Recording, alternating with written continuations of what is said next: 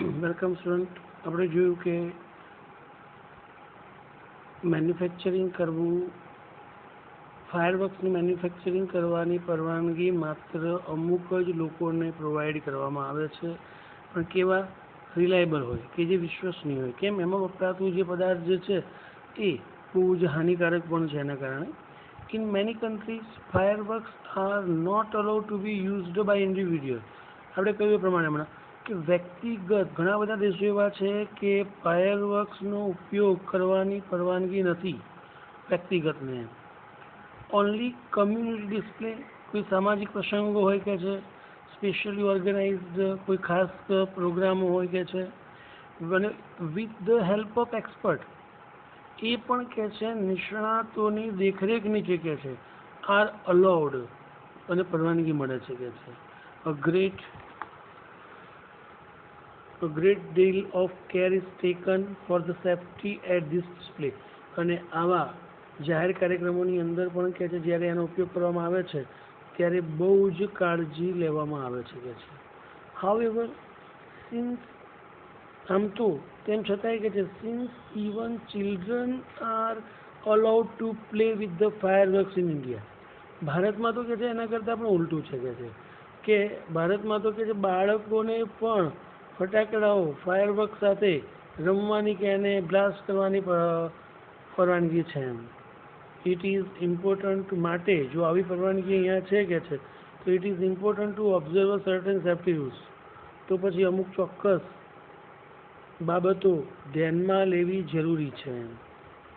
Firework should be stored, કઈ કઈ બાબતોને ધ્યાનમાં લેવી પડે? ફાયરવર્ક શુડ બી સ્ટોરેડ, એનો સંગ્રહ કરવો, હેન્ડલ, એને એક જગ્યાએથી બીજી જગ્યાએ લઈ જવું, and lit up with care, અને એને ફોડતી વખતે કે સળગાવતી વખતે પણ કાળજી લેવી પડે કે છે.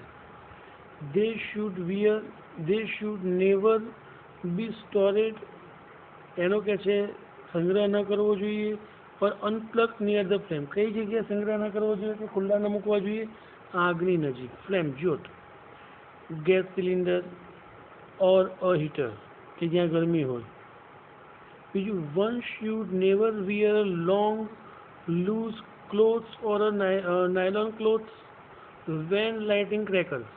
ફટાકડા ફોડતી વખતે કે છે લાંબા કપડાઓ કે ખુલ્લા કપડાઓ અથવા તો નાયલોન મતલબ રેશમી વસ્ત્રો ન પહેરવા જોઈએ કે જ્યારે આપણે ફટાકડાઓ ફોડી રહ્યા હોઈએ. And since the powder in cracker is a poisonous, ફટાકડામાં ઉપયોગ થતો જે પાવડર છે કેવો છે? ઝેરી છે. They should never be carried loose in your pocket or your hand, આપણા હાથમાં કે પછી ખિસ્સામાં ન રાખવો જોઈએ.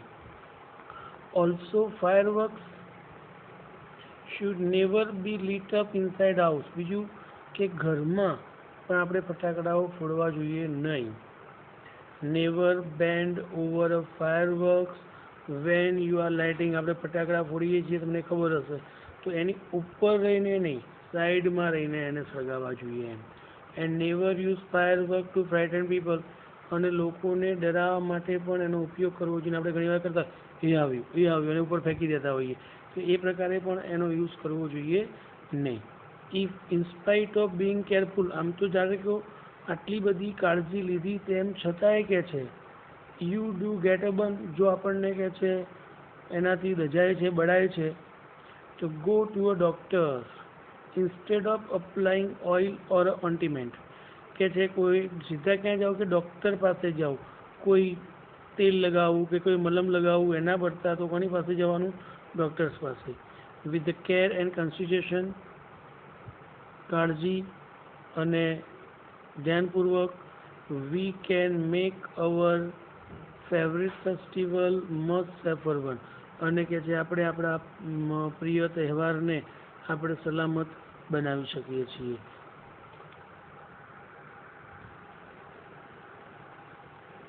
ત્યારબાદ જોઈએ તો આપણે શોર્ટકટ નંબર 1 છે પાયરોટેકનિક્સ. અહીંયા લેસનની અંદર આપણી પાસે જે પણ શોર્ટ નોટ છે 3, એકદમ શોર્ટ છે અને સરળતાથી પ્રિપેરેશન થઈ શકે એવી છે. ફર્સ્ટ વન છે પાયરોટેકનિક. હવે એની અંદર લખ્યું the science of fireworks is technically called pyrotechnic. એટલે કે આ જે ફટાકડાઓનું જે વિજ્ઞાન જે છે એને કયા નામે ઓળખવામાં આવે છે? Pyrotechnic. From the Greek word પાયર meaning fire, અને કઈ ભાષાનો શબ્દ છે? ગ્રીક ભાષાનો. પાયરનો મતલબ આગ થાય અને ટેકનિકનો મતલબ શું થાય? કલા. Pyrotechnic include not only fireworks but also whole range of device. Pyrotechnic માત્ર ફટાકડાઓ જ નહીં કે છે, પણ એ બધાની એવી બધી જ ડિવાઇસ કે છે that use a similar material and principle, કે જેની અંદર એક જ સરખું વસ્તુ વપરાતી હોય કે સિદ્ધાંતોનો ઉપયોગ થતો હોય. From safety matches that we use every day.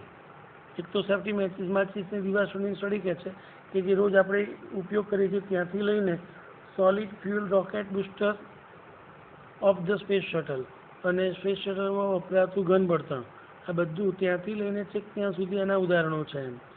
The house hold match is considered a special pyrotechnic device. આ એક ખાસ વિશેષ પાયરોટેકનિક સાધન છે.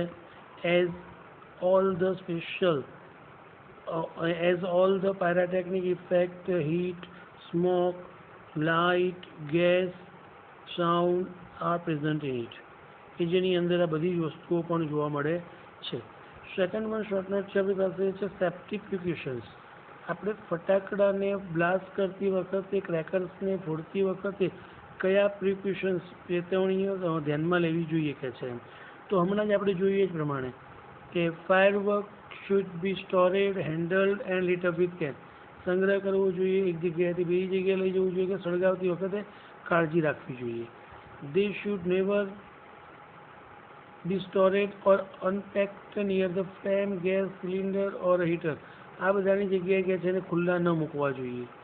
One should never wear long loose cloth or nylon clothes when lighting crackers. કે આ પ્રકારના કપડાઓ પણ ન પહેરવા જોઈએ. And since the powder in crackers are poisonous, એમાં રહેલો પાવડર પણ કે ઝેરી છે, they should never be carried loose in your pocket. ખિસ્સામાં ખુલ્લો ન ભરવો જોઈએ. or your hand, કે હાથમાં પણ ન લેવો જોઈએ. Also fireworks should never be ever be lit up inside the house.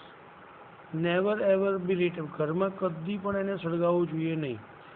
never bend over a fireworks when you are lighting it, જ્યારે એને સળગાવતા હોય તેના ઉપર ન ઝૂકવું જોઈએ.